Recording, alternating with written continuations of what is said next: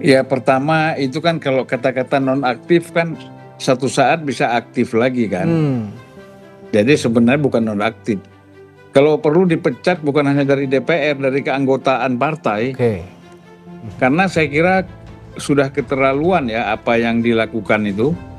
Dan efeknya kemana-mana kan kalau kita lihat efek dengan kemana-mana kan.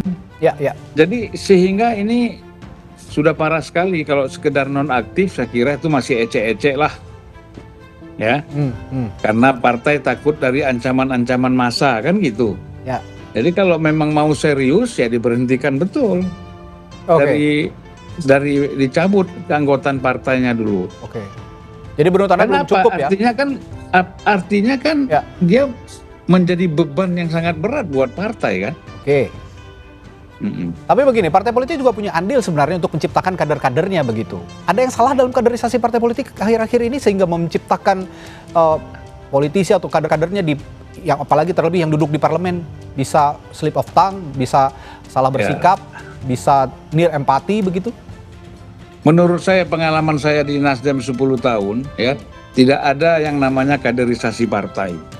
Hampir semua yang jadi anggota DPR, yang dicalonkan jadi bupati, wali kota itu kan banyak kan orang lompat pagar semua.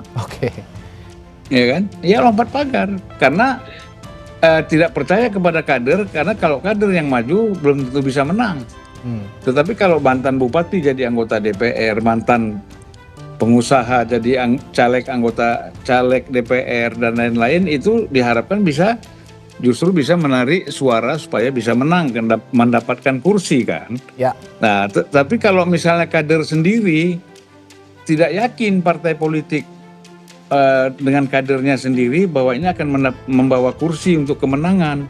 Bukan hanya Nasdem, hampir semua partai seperti itu. Kita lihatlah kan, banyak artis yang dia bukan kader tiba-tiba muncul jadi caleg, pengusaha, bupati, mantan wali kota, mantan bupati, mantan gubernur, hampir rata-rata kan seperti itu. Nah itu yang saya katakan kemarin itu, ini akhirnya apa? Muncullah yang namanya anggota DPR karbitan itu. Iya itu benar. Saya kira memang selama ini kan kontrol partai terhadap anggotanya itu kan lemah. Ya, artinya secara kualitatif maupun secara kuantitatif. Ya, apalagi kualitatif. Misalnya apa yang mereka lakukan secara serius sebagai anggota parlemen misalnya di dalam memperbaiki keadaan masyarakat, apalagi kita bicara dikaitkan dengan ideologis yang mana gitu loh.